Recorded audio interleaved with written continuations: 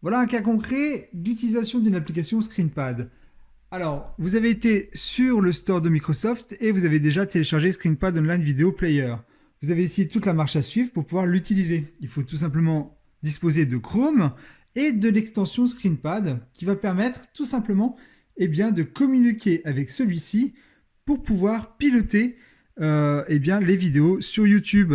Cette petite icône-là apparaît. Attention, quand vous l'avez installée, vous serez obligé de faire un redémarrage après avoir validé l'extension pour que tout fonctionne. Mais tout est parfaitement bien expliqué dans le store de Microsoft, donc il n'y a aucun souci. Vous avez donc ici tout un petit player qui apparaît et qui vous permet d'avoir les sous-titres, les sélectionner. Vous avez la possibilité de mettre en plein écran, faire lecture, pause, avancer dans la timeline et piloter également le son. Ceci se fait vraiment très facilement et donc du coup vous n'êtes pas obligé de galérer avec votre souris, savoir où aller, etc.